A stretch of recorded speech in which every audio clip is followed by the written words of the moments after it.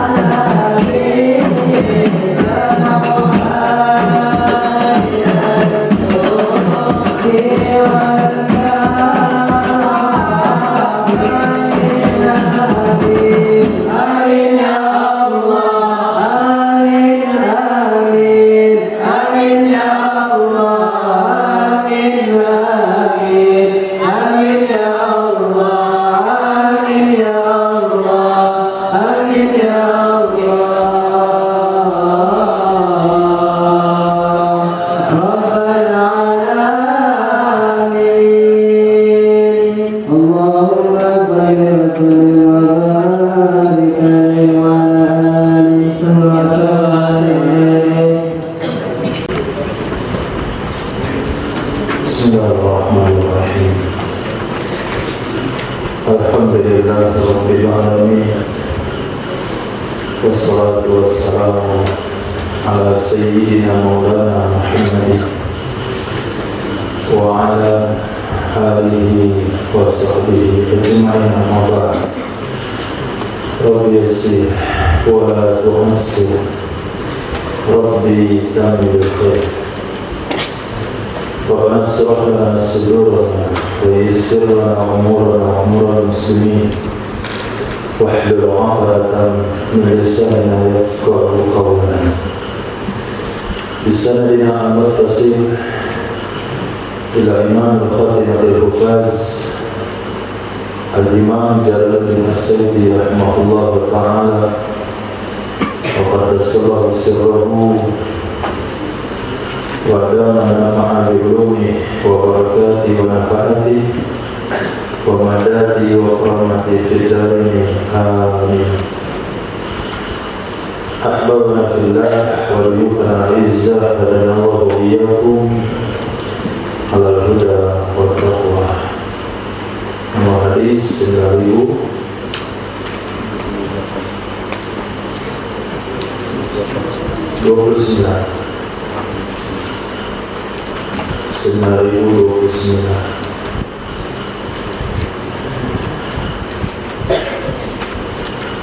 Diriwayatkan dari Sayyidina Abi Hurairah radhiyallahu anhu, Nabi sallallahu alaihi wasallam bersabda, "Man lam yusalli," siapa saja yang belum mengerjakan 2 rakaat fajar, man lam yusalli raka'atai fajr, siapa saja yang belum mengerjakan 2 rakaat fajar, falyusallihima, maka hendaklah ia mengerjakan 2 rakaat tersebut ba'dama tatlu'us syamsu, setelah terbit matahari. Hadis riwayat Imam Ahmad bin Hanbal, Imam Tirmizi, Imam Hakim. Namun ada dalam riwayat yang lain, ketika ada satu sahabat mengerjakan sholat 2 rakaat setelah sholat subuh, lalu Nabi bertanya kepada sahabat tersebut, "As-subhain beliau, apakah kamu mengerjakan sholat subuh 2 kali dalam sehari?" Sahabat mengatakan, "Ya Rasulullah, bukan. Sholat yang saya kerjakan ini bukan subuh, tapi qobliyah subuh." Dan Nabi tidak membantahnya. Maka segala perbuatan yang dikerjakan di hadapan Rasul dan Rasul tidak membantahnya, maka itu sama dengan perbuatan Nabi SAW. Suatu perkataan yang diucapkan di hadapan Nabi dan Nabi tidak membantahnya, maka itu sama dengan perkataan Nabi SAW. Berarti hadis ini dan hadis yang barusan kita sampaikan sama-sama sahih, maka bisa kita gabungkan pemahamannya. Berarti boleh dilakukan qobliyah subuh itu setelah subuh, dan boleh juga dilakukan qobliyah subuh itu setelah isya. Kalau setelah subuh, sebelum matahari terbit, maka hukumnya tunai. Qobliyah subuhnya tunai, bukan qadaan. Tapi kalau setelah isra, qobliyah subuhnya jadi qada. Ini merupakan dalil bahasanya sunnah mengqada sholat rawatib yang tertinggal. Sunnah mengqada sholat rawatib yang tertinggal. Dan hadis ini juga menekankan bagaimana pentingnya qobliyah subuh. Nabi mengatakan dia lebih baik daripada dunia dan segala isinya. Nah, hadis berikutnya Nabi SAW bersabda dari Sayyidina Abi Hurairah radhiyallahu anhu, "Man lam yutahhirul bahru," siapa saja yang tidak mensucikan akannya oleh air laut, fala tahharahullah, maka tidak mensucikan akannya orang tersebut oleh Allah Subhanahu wa ta'ala. Bagian akhir dari hadis itu menurut ilmu mantik adalah hikayatul lafzi, insya'iyatul ma'na. Redaksinya berita.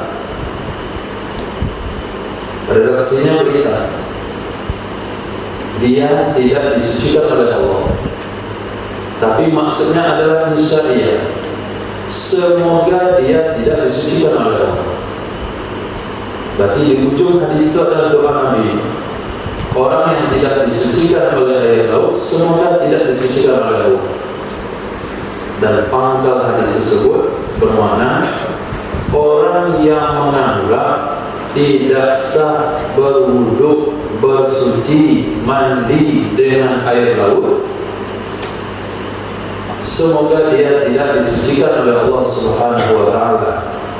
Berarti ini bantahan Nabi atas sikap seseorang yang menganggap air laut itu tidak suci, sekaligus menjadi dalil bahasanya salah satu air yang mensucikan adalah air laut. Berapa air mutlak? Mulai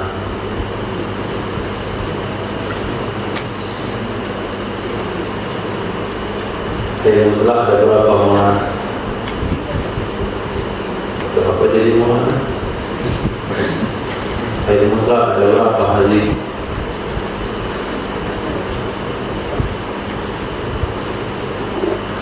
Hah? 7. 1 air laut. 2 air hujan. 3 air sungai. 4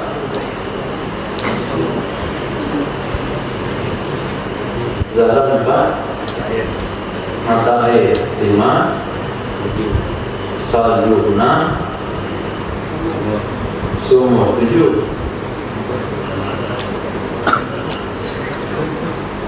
ayat. 7 ayat.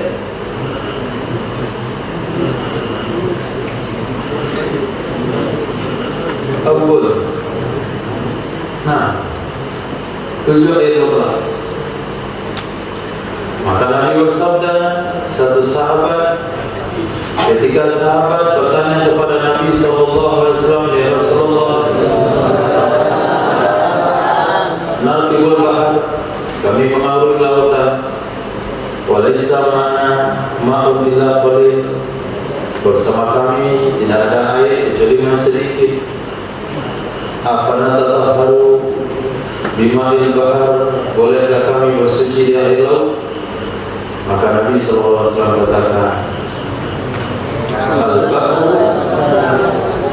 tahurul ma'u wa hillu maitatuhu." Air laut itu suci dan bangkainya juga halal dimakan.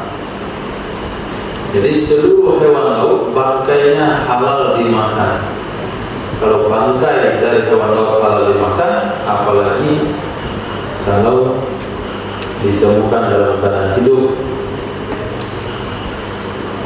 Dan semuanya yang ditemukan dalam keadaan hidup dari hewan laut itu berakhir dengan bangkai juga. Seluruh hewan laut yang kita dapatkan dalam keadaan hidup berarti dalam keadaan bangkai. Betul? Pernah antum sembelih ikan? Sembelih ikan? Udah? Kan makan dalam keadaan mati juga, mati dengan sendirinya, atau bahkan dibunuh dengan kekerasan. Nah, dengan penyiksaan. Belum lagi antum bunuh ikannya, sudah antum kuliti, antum buang sisik. Berapa dosa dapat itu? Ada di situ kan? Tidak, berarti makannya tidak makan bangkai ikan. Dan tidak ada ulama yang mengatakan ikan mesti disembelih. Maka wajarnya dikatakan laut itu suci airnya, halal bangkainya. Orang yang menganggap air laut tidak bisa dipakai untuk bersuci, semoga dia tidak disucikan oleh Allah Subhanahu wa taala. Ini bantahan dari Nabi sallallahu alaihi wasallam. Hadis berikutnya dari Sayyidina Abdullah bin Umar radhiyallahu ta'ala anhuma, "Man lam yaqbal rukhsatullah," orang yang tidak mau menerima rukhsah dari Allah, orang yang tidak mau menerima rukhsah dari Allah, kana alaihi minal ismi, itu ada di atasnya seseorang dari dosa mislu jibali Arafah, seperti gunung-gunung yang ada di Arafah. Bukan mislu jabali Arafah, tapi mislu jibal, seperti gunung-gunung yang ada di Arafah. Orang yang tidak mau menerima rukhsah dari Allah. Nabi katakan, kalau kamu sakit di siang hari Ramadan, merasa tidak mampu puasa, jangan paksakan puasa. Dia paksakan dalam sakit parah, dia paksakan juga puasa. Maka dia dianggap berdosa. Ini saja disuruh ya. Nanti fatwa ulama, orang yang melakukan safar 2 marhalah 144 kilo dapat rukhsah melakukan qasar, dia nggak mau qasar, tetap sholat saja sholatnya 4 rakaat. Dapat rukhsah melakukan jamaah, dia tidak mau jamaah, setiap waktu sholat dia masih berhenti untuk sholat. Maka dikatakan dia mendapatkan dosa seperti gunung-gunung di Arafah. Ketika Sayyidina Umar bin Khattab radhiyallahu anhu bertanya kepada Nabi sallallahu alaihi wasallam tentang ayat qasar, dari sana, jadi khiftum mayyafinakum alladziina kafaru, kalau kamu takut diganggu oleh orang kafir. Lalu Sayyidina Umar katakan, ya Rasulullah, hari ini kita sudah aman, tidak akan diganggu lagi oleh orang kafir. Masih boleh tak melakukan qasar? Maka kata Nabi, itu adalah sedekah dari Allah. Faqbalu shadaqatallah, terimalah sedekah dari Allah Subhanahu wa taala. Sayyidina Abdullah bin Umar katakan, kalaulah ketika beliau melihat sebagian orang melakukan qobliyah ba'diyah waktu safar, lalu Sayyidina Abdullah bin Umar katakan, kalaulah saya harus melakukan qobliyah ba'diyah, mendingan saya melakukan zuhur 4 rakaat daripada qobliyah ba'diyah. Nah, itu semua rukhsah daripada Allah. Itu rukhsah dari Nabi sallallahu alaihi wasallam. Dan rukhsah yang kita amalkan tidak mengurangi pahala yang kita buat. Karena dalam riwayat Nabi sallallahu alaihi wasallam katakan, seorang hamba akan ditulis amal waktu sehat ketika dia sakit, akan ditulis amal-amal ketika mukim waktu dia safar. Waktu mukim dia bahagia, waktu safar tidak gara-gara safar dia tetap dapat pahala. Waktu sehat dia bahagia, waktu sehat dia puasa Senin Kamis, gara-gara sakit gak bisa puasa Senin Kamis, nggak melakukan bahagia, maka dia tetap dapatkan pahala yang sama. Jadi rukhsah yang Allah berikan kepada kita bukan mengurangi pahala, justru orang yang tidak mau menerima pemberian dari Allah maka dianggap sebagai angkuh dan sombong. Di sini Nabi katakan seolah-olah dia tertimpa dosa seperti gunung-gunung yang ada di Arafah. Maka penting amal itu sesuai dengan contoh Nabi, sesuai yang diajarkan oleh Nabi SAW. Bukan banyaknya yang perlu, bukan banyaknya, bukan beratnya. Maghrib dibaca rakaat pertama surah An-Naba, rakaat kedua surah An-Nazi'ah, yang satu lagi baca surah Qul ya ayyuhal kafirun, baca Allahu Ahad malam Jumat. Maka pahala yang besar Allahu Ahad dan Qul ya ayyuhal kafirun, bukan An-Naba dan Nazi'ah. Karena dia itu contoh, itu apa yang diajarkan oleh Nabi, bukan pandai-pandai sendiri, bukan agama sesuai dengan nafsu dan enaknya dia, tapi beragama dasarnya adalah ittiba dengan pemahaman Ahlus Sunnah wal Jamaah, bukan ittiba dengan pemahaman Wahabi Salafi. Nah, ada insyaallah.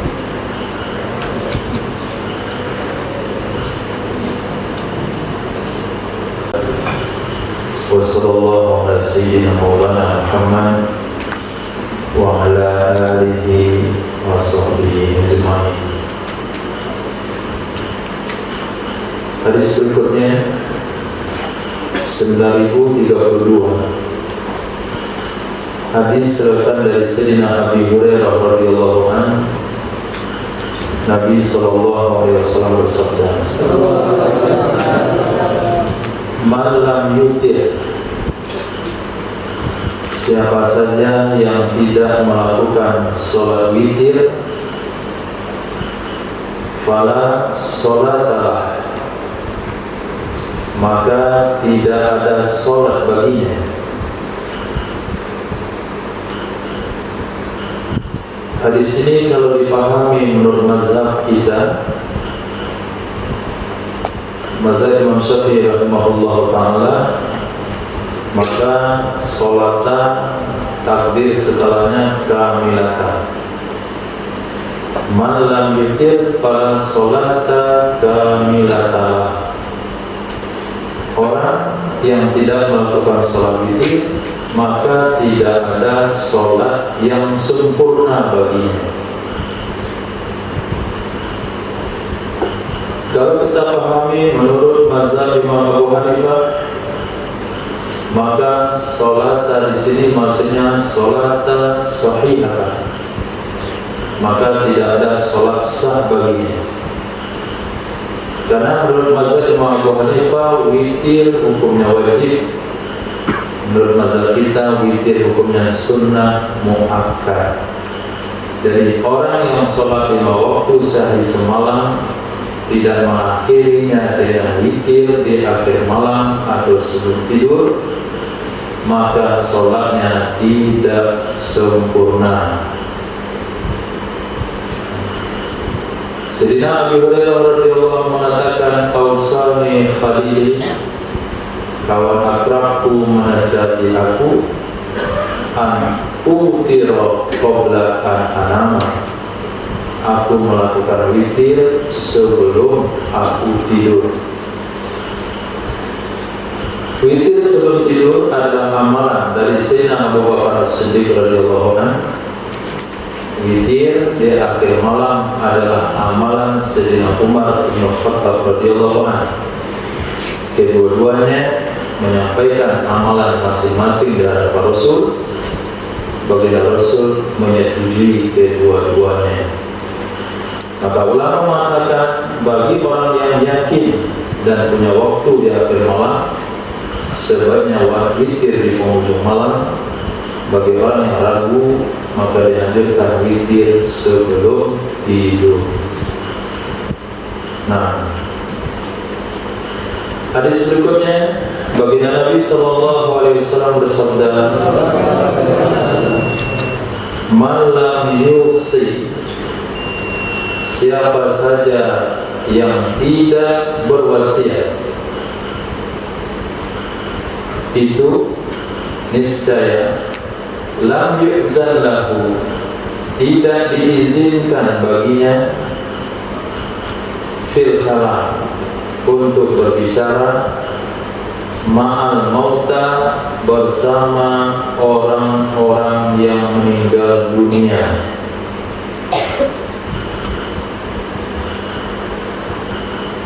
Ketika kita melewati perkuburan, perkuburan itu hanya pintu gerbang ke alam barzakh. Di dalamnya ada alam yang lebih besar daripada alam dunia ini. Karena satu kubur mukmin itu akan diluaskan seluas mata memandang. Itu satu kubur mukmin. Dan mukmin yang mana di dunia ini memiliki tanah seluas mata memandang?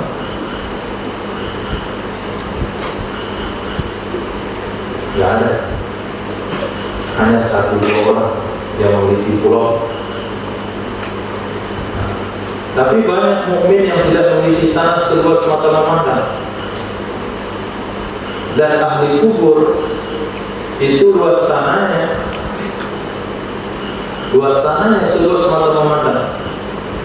Akan dibukakan baginya satu pintu surga, akan dilapangkan kuburnya seluas mata memandang. Itu satu lokasi bagi mukmin beristirahat di alam barzakh. Jadi alam kubur bukan alam kecil.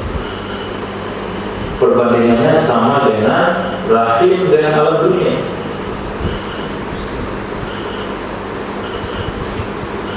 Dan tidak ada satupun di dunia ini memiliki lokasi sebesar hati. Pasti sekian jauh puluh kali lipat pada alam rahim. Walaupun dia punya tanah 4x6, punya rumah 4x7, IP 46, tapi itu sudah sekian lipat pada alam rahim. Nah, alam kubur sekian kali lipat daripada alam dunia. Maka yang kita lihat itu hanya gerbang ke alam barzakh. Di sana ada silaturahim, di sana ada bicara satu sama lain, di sana ada saling mengunjungi. Nah, orang-orang yang mati tidak meninggalkan pesan wasiat, di alam kubur dia nggak bisa bicara. Diam saja. Ada beberapa kemungkinan hadis ini disampaikan. Mungkin karena terlalu berat penyesalannya, karena dia tidak berpesan sebelum mati. Dia lupa ngasih tahu dia punya hutang, nggak dikasih tahu sama keluarga, nggak kebayang. Dia punya niat yang baik, tapi nggak kesampaian karena nggak dicatat, nggak diwasiatkan. Akhirnya dia hidup dalam kesusahan, hidup dalam memikirkan masa lalu di dunia, sehingga orang bicara dia tidak bisa bicara. Ada kemungkinan pemahaman begitu, atau pemahaman secara zahir memang betul-betul dia tidak diizinkan bicara karena dia tidak meninggalkan pesan sebelum meninggal dunia. Maka dilarang dikuburkan orang beriman di kawasan orang kafir. Dia haramkan orang kafir dikuburkan di kawasan orang beriman.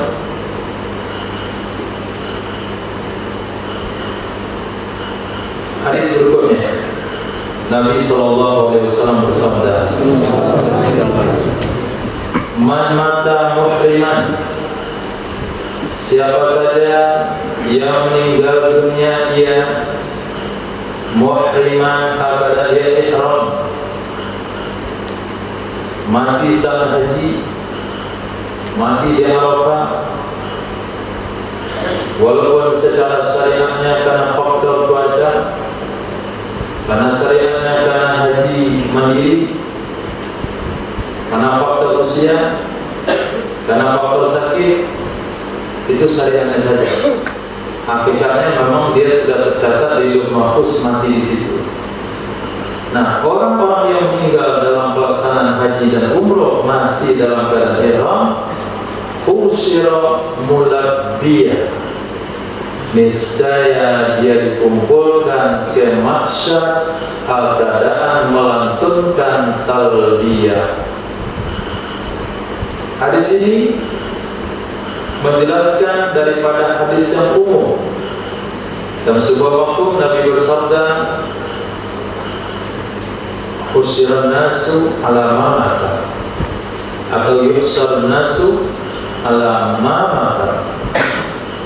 Manusia akan dikumpulkan bagaimana dia mati. Kalau dia mati dalam keadaan ihram, maka dia dikumpulkan dalam keadaan melantunkan talbiyah. Kalau mati dalam keadaan syahid, dia akan dikumpulkan dengan darah syahidnya. Launuhu launud dam wa rihuhu rihul mis, warnanya merah seperti darah, baunya seperti kasturi. Kalau mati dalam keadaan baca Quran, dia dikumpulkan dalam keadaan baca Quran. Kalau mati dalam majelis zikir, dia dikumpulkan bersama majelis zikir. Kalau mati sedang mabuk, dia dikumpulkan di mahsyar dalam keadaan mabuk. Dan Nabi mengatakan dalam hadis yang lainnya, "Mata nasu ala ma ya'ishu." Manusia itu akan mati bagaimana kebiasaan hidupnya. Jadi dibangkit ditentukan oleh mati, mati ditentukan oleh kebiasaan hidup. Nah, maka wakafkan diri untuk ilmu, hidup dalam keadaan taklim atau ta'allum. Maka matinya nanti sedang baca Sahih Bukhari, baca, diam saja, baca. Lama ada kawan sampai dah mati. Oh, jadwal dibaca dia mati. Besok di masa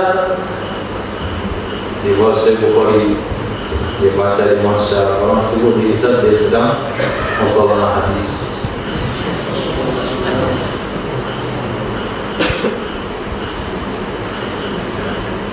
Begitu juga mati-mati yang lain-lainnya. Karena janji Nabi begitu, dikumpulkan sesuai dalam keadaan mati, mati sesuai dalam kebiasaan hidup. Nah, hadis khususnya di sini, yang mati dalam keadaan ihram dikumpulkan dalam keadaan melantunkan talbiyah. Kalau kira-kira di mahsyar dia melantunkan talbiyah, bagaimana kondisi orangnya? Takut? Tidak takut. Dia sudah percaya diri karena dia sudah masuk dalam orang-orang yang mengagungkan Allah Subhanahu wa ta'ala. Man mata murabitan, siapa saja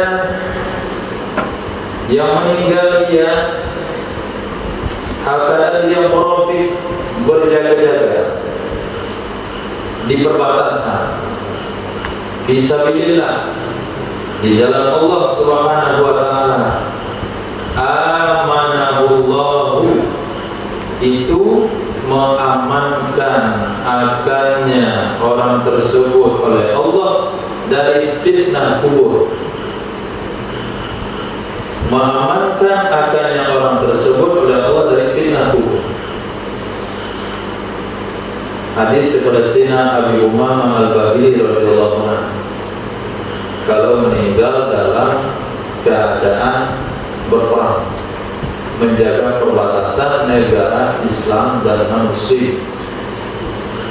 Nah, maka dia aman dari siksa kubur. Hadis berikutnya, Nabi SAW bersabda, hadis umum yang saya katakan tadi, man mata ala syai'in, siapa saja yang meninggal ia di atas sesuatu, siapa saja yang meninggal ia di atas sesuatu, ba'atsahullahu alaihi, itu membangkitkan akannya orang tersebut oleh Allah di atasnya sesuatu itu.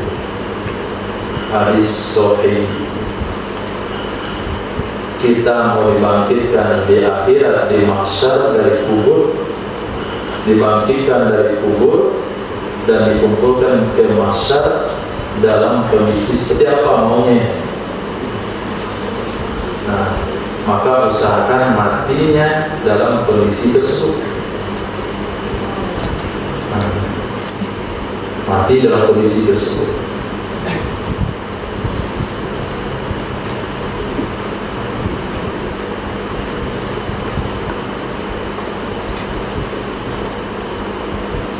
Dalam kondisi apa mau? Jangan ada minat sama sekali, ada pilihan hidup, terserah mati seperti apa. Orang nggak ada tujuan hidup, mau seperti apa? Nggak ada apa?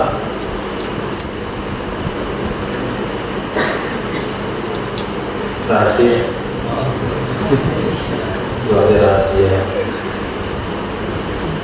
Plus Bismillah. Belajar dari mana? Ustaz.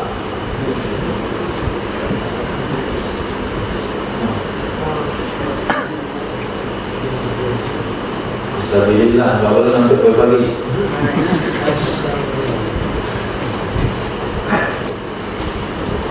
Jangan dikit tetap ngaji. Kalau memang berhenti ngaji, bagaimana bisa bilang?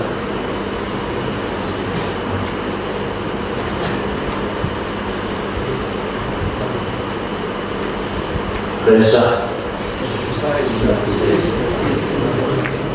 Apa? Mau dibangkitkan di masa seperti apa?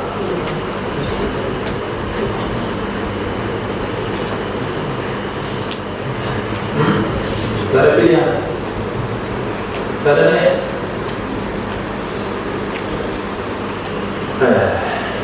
Itu mesti ada pilihan. Waktu hidup, waktu mati gak bisa pilih lagi. Untuk pikir sekarang, mau dibangkitkan dalam kondisi seperti apa? Melanjutkan talbiyah, baca Quran, nah, mendakwakan agama, ngaji, sholat, puasa. Jangan hukuman ini mungkinkan main bola di masa.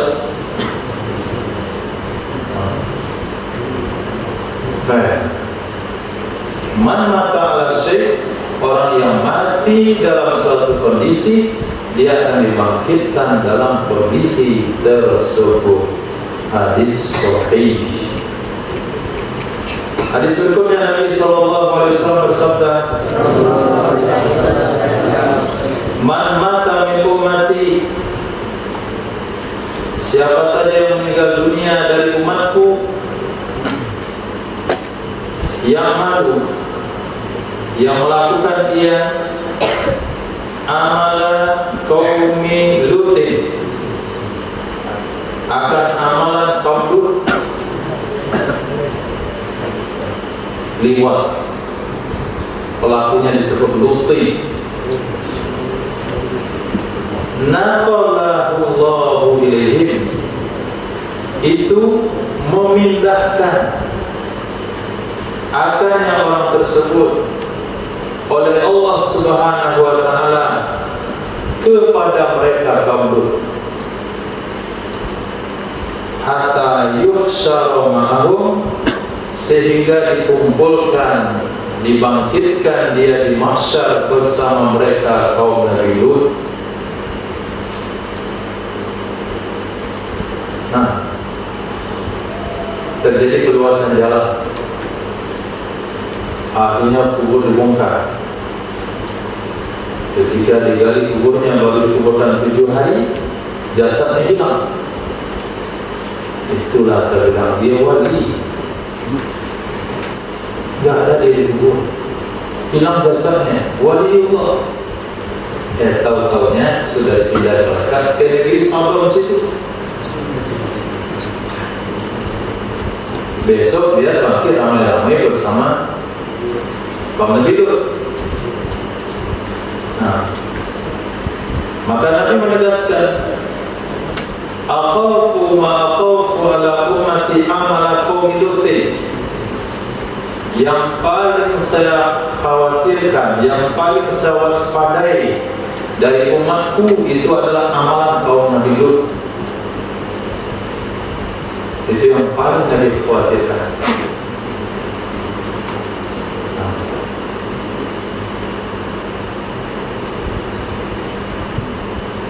Kenapa? Karena kalau sekiranya perzinahan laki dan perempuan itu perkara yang mungkin orang-orang melakukannya atau bisa dipantau oleh masyarakat secara umum, dan dia tidak bisa lakukan, itu kenapa laki perempuan dalam berdua hubungannya dan kata belum. Tapi antara laki-laki jalan berdua tidak ada khawatir, tidak ada kekhawatiran. Maka kalau untuk ke depan buka pendidikan, buka pesantren, maka tidak ada yang nama asrama santri itu 4 satu kamar. Nah, nggak ada 4 satu kamar ini, asrama pondok ini eksklusif. Nah, satu kamar berempat, nggak ada berebutan tempat tidur. Kami di pondok nggak ada gulung-gulung 3 baru tidur. Kami bikin malu orang yang koma masih tertidur di aula. Dari koma masih tidur di aula. Baru bawa kasur. Sebab kami nggak ada begitu. Kami mau kasur nggak dilipat-lipat, nggak ada ranjang, satu kamar 4, WC di dalam, kamar mandi di dalam. Nah, ada AC di dalam, 3 juta semula. Lengkap fasilitasnya. Oh, itu bukan fasilitas lengkap.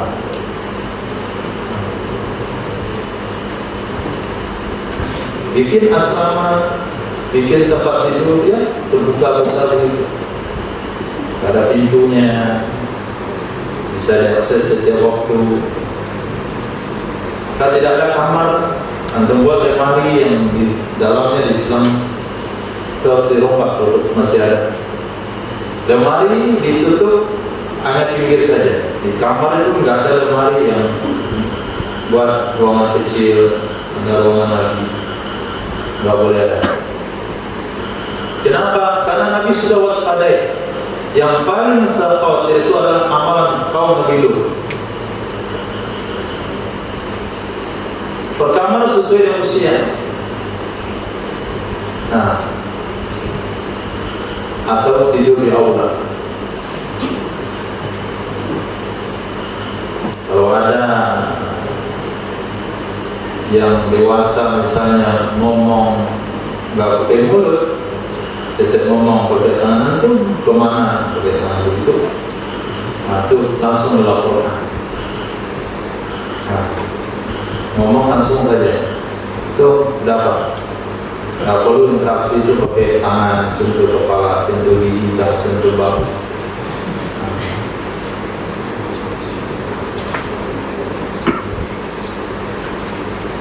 Maka firasa zikir yang berkeliling itu menegur kawan yang tidur, kan dia tidur dari tiros, nanti injak kumitnya, injak jempolnya, injak saja, kalau dia kuat, supaya dia bangun, nggak usah disosok bumbunya bangun.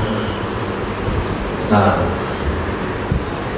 karena Nabi katakan akhafu ma'afu ala ummati amalan tu'milu. Nah, pakai bahasan dia bawa pusat di atas lutut langsung dilaporkan, dijirokan. Kenapa? Akhafu ma'afu ala ummati amalan tu'milu. Paham?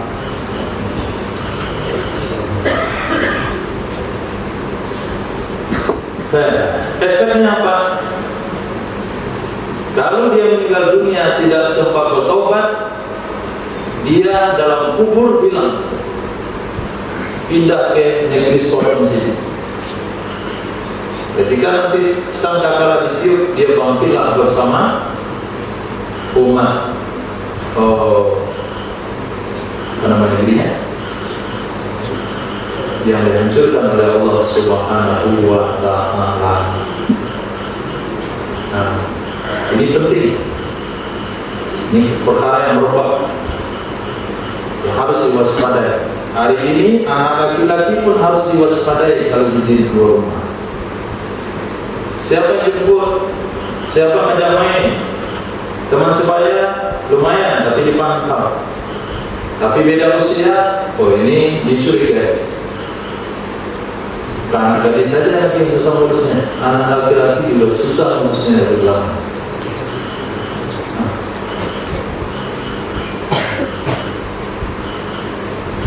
Siapa yang jemput? Dia kemana? Tidur di mana? Tidur di rumah teman, gak boleh tidur di rumah. Jadi kau di masjid bersama orang tua. Karena akhir zaman perkara itu sudah Nabi prediksi dan mereka juga sudah menemukan penelitian banyaknya kasus-kasus yang terjadi di tengah masyarakat. Harus diambil berat karena kita sudah ada di ujung zaman. Nah, hadis berikutnya dalam Sahih Bukhari Muslim dan Sunan Abi Daud, Musnad Imam Ahmad bin Hanbal dari Sayyidah Aisyah radhiyallahu taala anha, baginda Nabi sallallahu alaihi wasallam bersabda, "Man mata, siapa saja yang meninggal dunia, wa alaihi siyamun, dan kewajiban di atasnya puasa. Kewajiban di atasnya orang yang meninggal dunia ada puasa. Soma anhu waliyuh, itu mempuasakan akannya seseorang oleh walinya. Mempuasakan untuknya orang meninggal oleh walinya. Ini hadis penting. Wahabi, Salafi yang mengatakan amalan orang hidup tidak sampai ke orang meninggal dunia, itu hadis Sahih dan Bukhari Muslim sudah dibaca. Orang yang meninggal dunia dan punya kewajiban puasa, mungkin karena gara-gara haid belum sempat dipotong, gara-gara nifas belum sempat dipotong, menyusui, melahirkan, sakit, belum taubat, ada puasa Ramadan yang belum tertunai, keburu meninggal, Nabi katakan bisa digantikan oleh puasa walinya. Berarti amalan orang hidup sampai kepada orang meninggal dunia. Nggak ada itu yasinan nggak sampai pahalanya, tahlilan nggak sampai pahalanya, sedekah untuk orang mati nggak sampai pahalanya.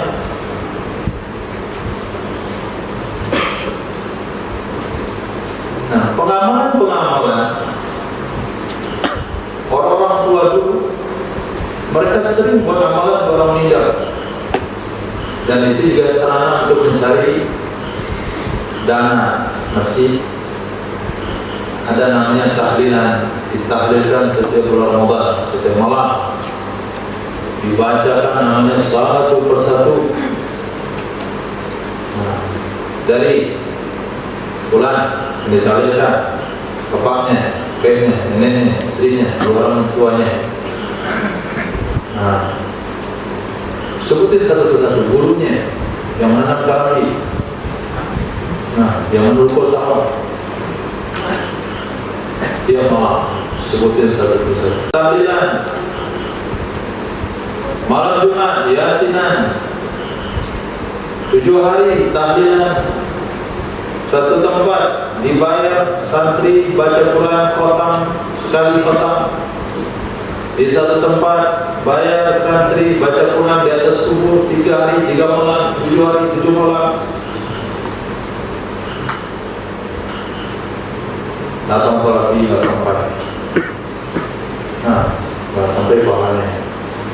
Amalan hidup nggak sampai sama orang mati. Hadisnya mana? Idza mata ibnu Adam inqata'a amalu illa min salas. Itu doktrinnya. Hadisnya sahih tapi kepalanya nggak sahih untuk memahami hadis. Apa kata Nabi? Apabila manusia meninggal dunia putus amalnya kecuali 3. Sedekah jariyah, ilmu yang taqubi, waladun salih jadi pula. 3 cuma yang sampai pahalanya. Doa anak yang soleh, sedekah jariyah, wakaf, kemudian ilmu yang bermanfaat. Yasinan nggak masuk. Itu salah paham. Gara-gara tak berusaha memahami hadis sendiri. Dalam hadis itu Nabi katakan putus amal dia, putus amal dia. Yang tidak putus amal dia 3. Anak yang soleh itu amal dia yang tidak putus. Ilmu yang bermanfaat itu amal dia yang tidak putus. Wakaf itu amal dia yang tidak putus. 3 amal dia yang tidak putus. Nabi tidak katakan amal orang hidup putus.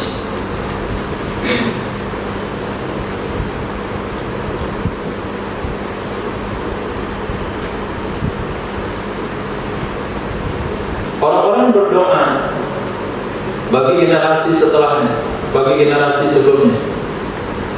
Rabbana ighfir lana wa li ikhwanina alladziina sabaquna bil iman. Itu ciri orang beriman, berdoakan generasi sebelumnya. Berarti doa sampai, doa sampai, salam sampai, tahlilan sampai. Semua amal baik yang diniatkan oleh orang hidup kepada orang mati asalkan satu iman pasti sampai. Pemahaman Salafi Wahabi mengatakan tidak sampai, itu pemahaman sesat. Hadis sahihnya lihat di sini, man mata wa alaihi siyamun, orang yang meninggal dunia punya kewajiban puasa bisa digantikan oleh ahli warisnya. Sudah paham? Hadis berikutnya Nabi SAW bersabda, man mata, siapa saja yang telah meninggal dunia, la yusriku billahi syai'an, yang dia tidak menyekutukan dengan Allah akan apapun, dia tidak mensekutukan dengan Allah akan apapun, dakhalal jannah, itu pasti masuk surga. Man mata bukratan, Nabi SAW bersabda,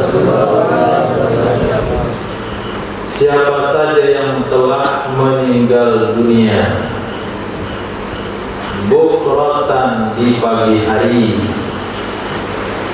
fala yakilanna, maka jangan sekali-kali dia tidur kailulah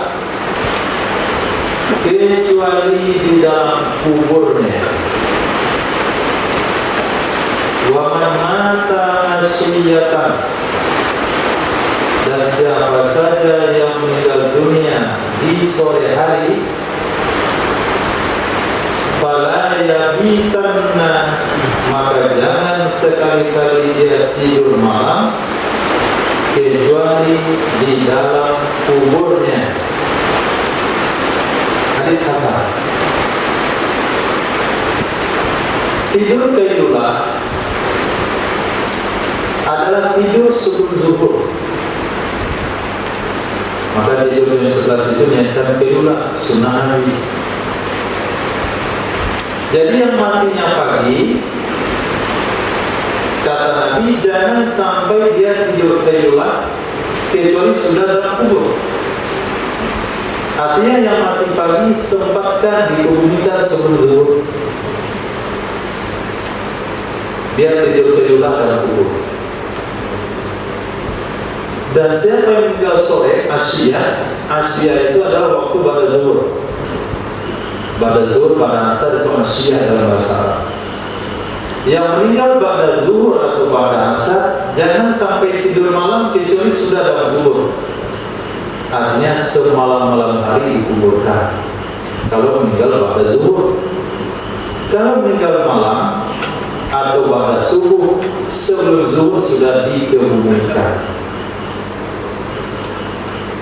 Nah, buat wasiat kepada keluarga, kalau saya meninggal jangan tunggu siapapun yang akan datang, biar nggak datang. Nah, kebumikan saya sebelum zuhur kalau meninggalnya pagi atau malam, sebelum pagi kalau meninggalnya pada zuhur atau pada asar. Tidak ada masalah kuburkan malam. Salah satu wanita yang menyapu masjid Madinah itu meninggalnya malam. Meninggalnya malam setelah sholat isya meninggal, dikebumikan sebelum subuh. Sehingga pagi-pagi nanti tanya mana yang punya masjid biasa. Nah, kata sahabat dan meninggal tadi malam oleh Nabi, tidak kami selesaikan. Nabi katakan, kenapa nggak kasih tahu saya? Tunjukkan di mana kuburnya. Maka Nabi datang dengan sahabat ke kubur wanita tersebut dan Nabi sholat di atas kubur. Jadi nggak ada sholat lagi kalau dalam kota. Orang meninggal dalam kota dan kita tidak sempat menyolatkannya, kita datang ke kuburnya, sholat di atas kubur. Sholat di atas kubur sama dengan sholat jenazah. Posisi kita menghadap kiblat. Nah,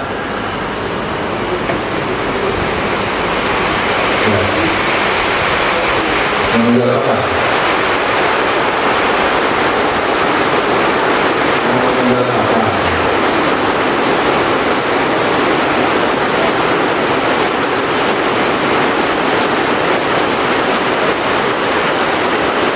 Hadis berikutnya, Nabi Sallallahu Alaihi Wasallam bersabda, "Man mata,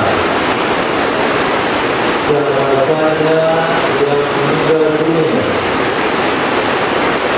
bahwa adalah dia yang seseorang mudminu khamr, orang yang selalu minum khamr, Allah itu dia akan bertemu dengan Allah, wahwa dan dia yang seseorang ka'adidi wasani, seperti penyembah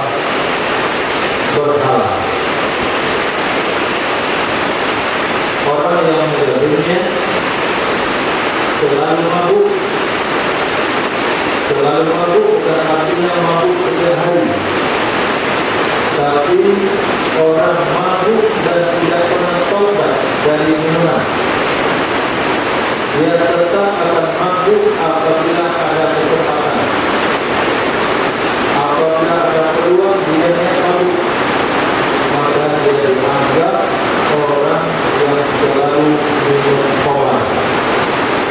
Kalau dia mati sebelum bertobat, dia akan dikumpulkan di akhirat bertemu dengan Allah seperti penyembah berhala. Minum khamar di sini bukan hanya obat. Kullu muskirin khamr, setiap yang memabukkan adalah khamar, termasuk sabu, ganja, dan seluruh narkoba lainnya. Hadis berikutnya Nabi Sallallahu Alaihi Wasallam, man massala bisyahri, siapa saja yang memutilasi ia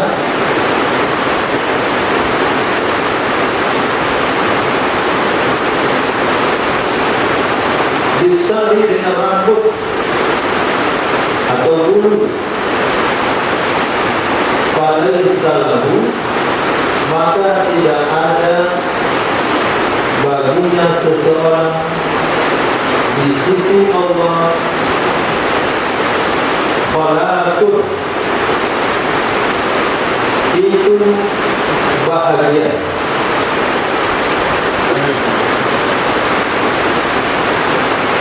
Itu bahagia.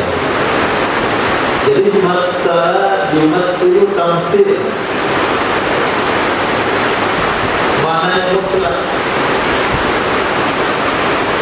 memutilasi, mencabut bulu-buluan yang ada di anggota tubuh yang tidak ada tujuannya,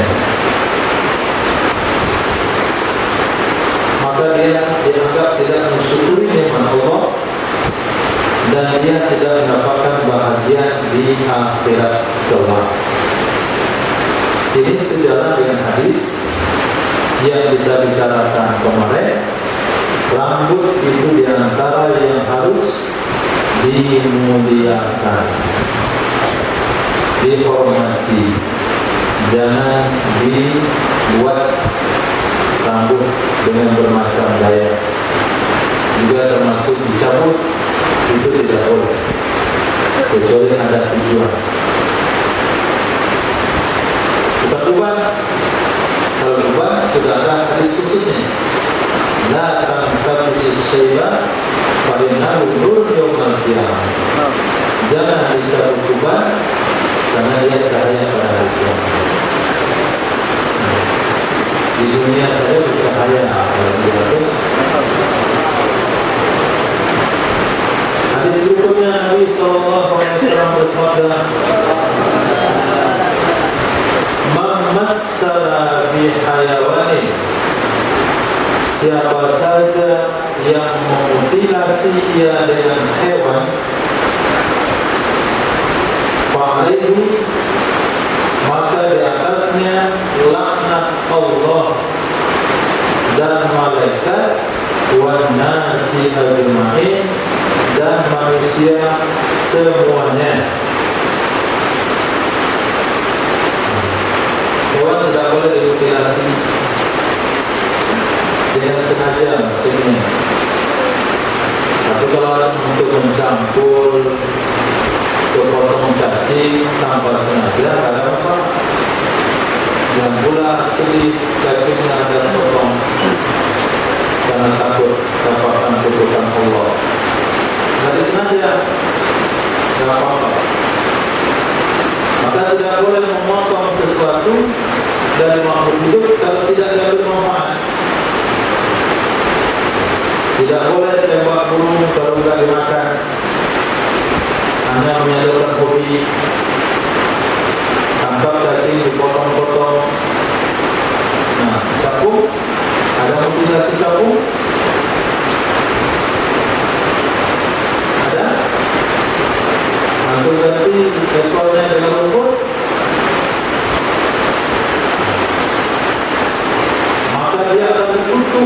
Allah, oleh malaikat dan manusia semuanya. Karena itu adalah makhluk Allah yang sengaja Allah ciptakan. Inna Allah la yastahyi an yadriba mathalan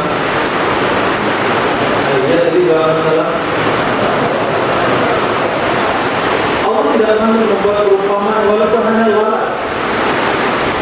Dalam ayat lain Allah hantam, kalau kalian mau berpuasa, panggil semuanya, mereka tidak akan mampu menciptakan hanya seekor walat. Jadi itu makhluk Allah. Kalau dia mengganggu, bunuh. Ular dibunuh. Jadi dimutilasi, potong dari separuh dari jalan, potong lagi. Tikus bunuh. Kalau saya enggak, secerca dulu di dunia, kasih api, baru dia jalan. Ini hukumnya haram. Bukan berarti tidak boleh membunuh hewan perusak, apalagi hewan-hewan yang diperintahkan membunuh, tapi memutilasi tidak boleh. Termasuk orang kafir ditangkap, itu boleh saja hukumannya penggal leher. Karena orang kafir kalau ditangkap 4 keputusan. Pertama jadi budak, 2 ditebus, 3 dibebaskan tanpa syarat, 4 dibunuh. Harus penggal leher, nggak boleh dipotong-potong pada tubuhnya. Potong dulu kakinya, besok tangannya, besok baru kepalanya. Tapi setelah antum penggal kepalanya, kemudian antum cincang badannya, masukkan ke karung, buang ke laut, itu tidak ada masalah. Mutilasi yang dimaksudkan adalah ketika hidup terhadap orang kafir. Yang mulai nanti buat jualan pelus atau ekor dulu nih, saya nggak mau mutilasi haram.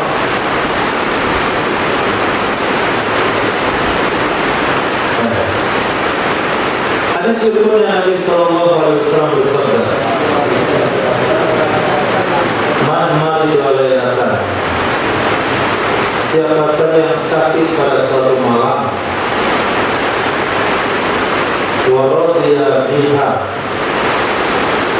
dan dia ridho dengannya satu malam, maksudnya sakit, anillah, dari Allah Subhanahu wa Ta'ala, itu kharaja min dzunubi, dia keluar dari dosa-dosanya, kayaumin waladathu ummuh, seperti hari melahirkan akannya oleh ibunya.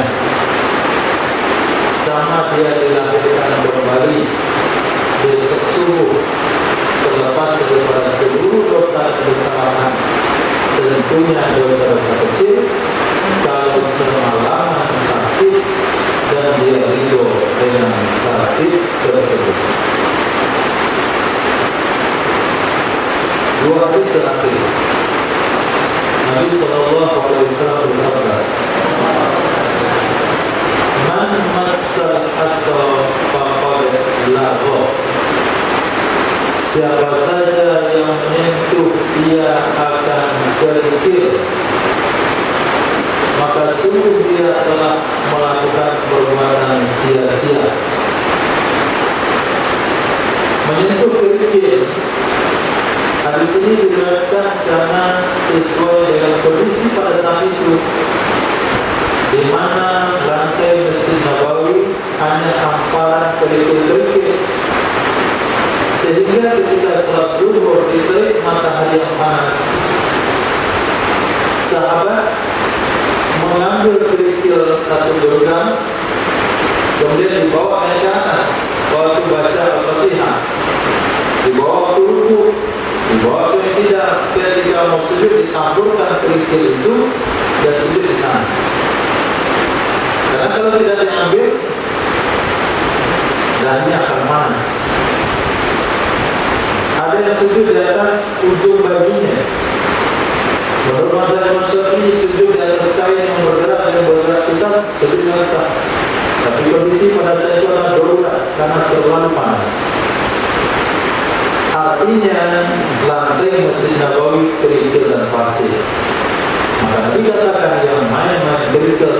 berkhutbah, Jumatnya sia-sia. Maka pada hari ini dari itu ya karpet. Nah, untuk orang khutbah Jumat itu melukis-lukis. Karena karpet isinya baru, bagus. Lukis, hapus. Nah, atau main handphone, termasuk mendorong kotak infak. Nah, itu termasuk membuat Jumat sia-sia. Nah, ketika khatib baca rukun khutbah, maka usahakan jangan dorong kotak infak. Cari posisi tempat duduk di mana waktu kotak infak lewat, khatib sudah ceramah, tidak sedang baca rukun, baru kita dorong. Kalau pun sedang baca rukun, kita diam saja. Nah, biarkan yang sebelah mendorong. Itu bagi kita makmum. Bagi Pak Urus, jangan buat kotak infak berjalan ketika sholat Jumat. Nah, buat aturannya kotak infak hanya berjalan sebelum sholat Jumat. Ketika khatib, kotak infak sudah selesai. Atau kotak infaknya di pintu saja. Nah, masalah papat lalu. Kita mau cari saja masjid yang ada kotak infaknya, atau masjid yang kotak infaknya tidak berjalan ketika khatib kotak khutbah. Itu bagi jamaah. Bagi khatib, ketika menyampaikan khutbah dan antum mengulang rukun khutbah sebelum duduk, ini akan menyelamatkan jamaah dari masalah as-shalah. Setelah sampaikan rukun khutbah, sampaikan tausiah khutbah Jumatnya, sebelum duduk ulangi rukun yang 5, yang 3, puji, sholawat, wasiat, ayat, rukun 4. Nah, ketika khutbah tausiah Jumat sudah selesai, saya yakin kotak infak sudah sampai di mihrab. Ketika antum mulai rukun, pertama teramalkan sholat Jumat sah disepakati ulama. Yang kedua, khutbah didengarkan oleh masyarakat jamaah Jumat dengan jumlah yang banyak, karena mereka ada hadir semuanya. Yang ketiga, jamaah Jumat tidak terlibat Jumat sia-sia, karena antum khatib mengulangi rukun khutbah. Ada 3 perbilangan. Nah, tempatkan diri dengan fungsi masing-masing. Kalau Pak Pengurus buat jadwal, kalau mau cari-cari cara, kalau khatib akali ulang rukun khutbah sebelum dulu. Nah, yang pada intinya buat sesuatu yang menyelamatkan umat dari perkara yang merusak ibadah mereka. Hadis terakhir Nabi sallallahu alaihi wasallam bersabda. Nabi sallallahu alaihi wasallam bersabda, "Man massa dzakarahu," siapa saja yang menyentuh akan zakarnya, falyatawadda, hendaklah dia berwudu. Hadis riwayat Abu Daud, Tirmizi, Nasai, Ibnu Majah, Imam Hakim, Imam Ahmad dari Sayyidatina Basrah binti Safwan. Hadis sahih. Ini hadis yang dipakai oleh jumhur ulama yang mengatakan menyentuh kemaluan membatalkan wudu. Mazhab Imam Abu Hanifah mengambil hadis mengatakan innahu bil ummi. Kemaluan itu anggota tubuhmu, jadi kalau terlalu kalau menyentuhnya. Bertentangan hadis ini dan hadis tersebut, maka ulama mengambil hadis, ulama Syafi'iyah mengambil hadis yang ihtiar, akan menyentuh kemaluan tak terlalu. Kemudian lahir hukum kias, namanya kias aulawi. Nah, kalau menyentuh kemaluan sendiri batal wudu, apalagi menyentuh kemaluan orang. Dan terus bapak-bapak mau berangkat sholat, kemudian bawa anak kecil, minta pipis, dipipisin. Kan bapak nyentuh kemaluan anaknya, itu wajib ulang wudhu.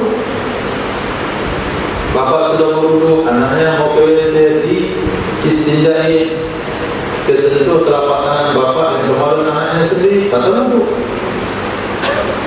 Maka kalau dalam kitab fikih dijabarkan sejelas-jelasnya, orang yang menyentuh kemaluan maka batal wudhunya, baik kemaluan dia sendiri atau kemaluan orang, kemaluan orang hidup atau kemaluan orang mati, memandikan jenazah, batal wudhu kalau tersentuh langsung. Soal hal haramnya nanti hukumnya belakangan. Ini soal membatal wudhu atau tidak. Kemaluan yang masih aktif atau yang tidak aktif, kemaluan yang di tempat atau yang sudah pindah tempat. Antum tim apa tu? Tim apa? Relawan, banjir misalnya, atau bom, ketemu kemaluan atau masukkan plastik, itu harus ulang dulu kalau menyentuhnya. Begitu detail penjelasannya. Siapa saja yang untuk kemaluan secara umum batal wudhunya, wajib ulang kembali. Wallahu a'lam bishawab. Subhanallah wa bihamdihi, subhanakallahumma wa bihamdika, asyhadu an la ilaha illa anta, astaghfiruka wa atubu ilaik. Subhanaka rabbil izzati amma yasifun, wassalamu ala mursalin, alhamdulillahi rabbil alamin.